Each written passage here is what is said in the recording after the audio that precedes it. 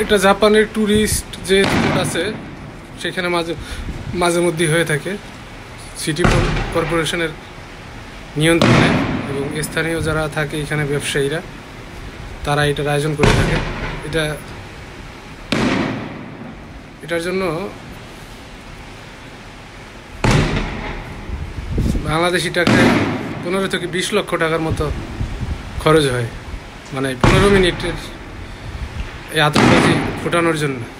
ব্যয়বহুল অনেক, তবুও ওরা করে, মানে বিনোদনের জন্য।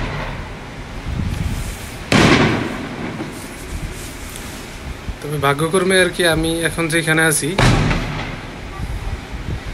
বেশ কয়েকবার মানে দেখলাম। একবারে আমার বাসার সাথে বিচের কাছে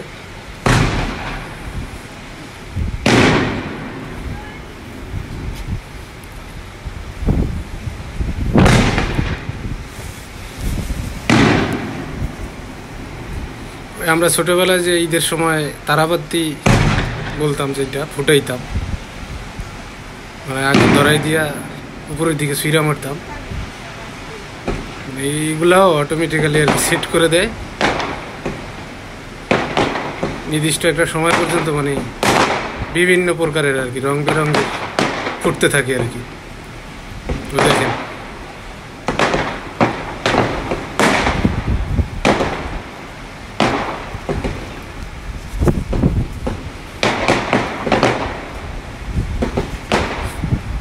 মানে লাইটের মতো এক এক জায়গায় গিয়ে ফুটতেছে।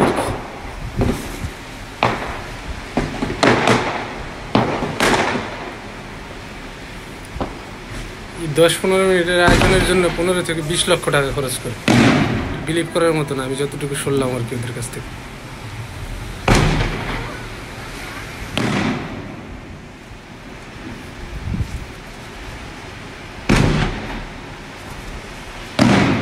মিনিমাম 10 লক্ষ, মানে জাপানিজ ইয়েনে 100 মান থেকে 200 মানের মধ্যে।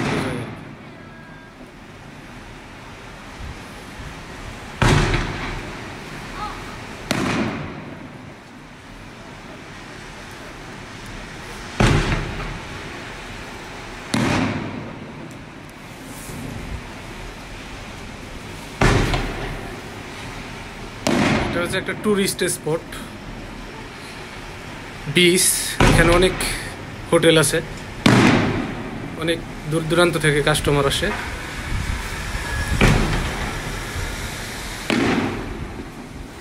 এদের বিনোদনের জন্যই আবার এখানকার যারা ব্যবসায়ী আছে, হোটেল ব্যবসায়ী, রেস্টুরেন্ট ব্যবসায়ী, এরা আর কি এগুলোর আয়োজন করে।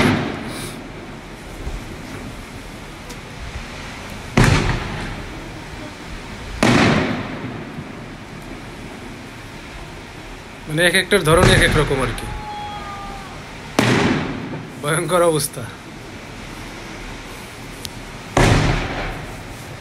অনেক উপরে যায়, অনেক উপরে যায়, রকেটের মতো উপরে যায়, উপরে গিয়ে তারপরে ফেটে পড়ে আর কি। মানে ওয়েদার কিন্তু খুবই খারাপ, মানে বৃষ্টি হচ্ছে হালকা এবং জলোচ্ছ্বাস, তবুও আর কি এটার ওদের শিডিউল ছিল করে ফেলতেছে আর কি। একবারে সমুদ্রের পারে একবারে সেট আপ,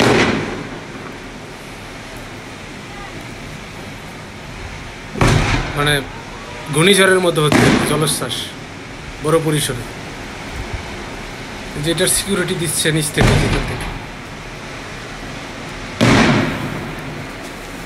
এটা একবারে পুরা মানে আলোকিত করে ফেলছে।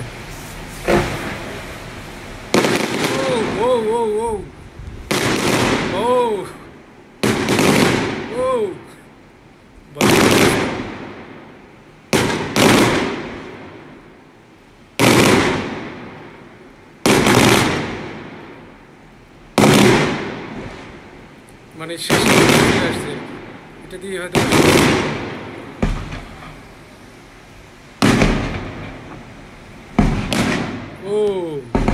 মানে কাছ থেকে এতটা সুন্দর, মানে দেখতে না দেখলে আর কি এটা বোঝা যায় না। ক্যামেরায় অত ভালো আসতেছে না, রাত্র তো, আবার ওয়েদার হচ্ছে খারাপ।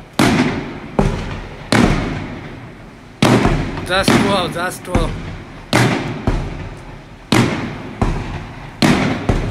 ওই যে এখান থেকে উঠতেছে, মানে দেখেন অবস্থা একবারে সমুদ্রের।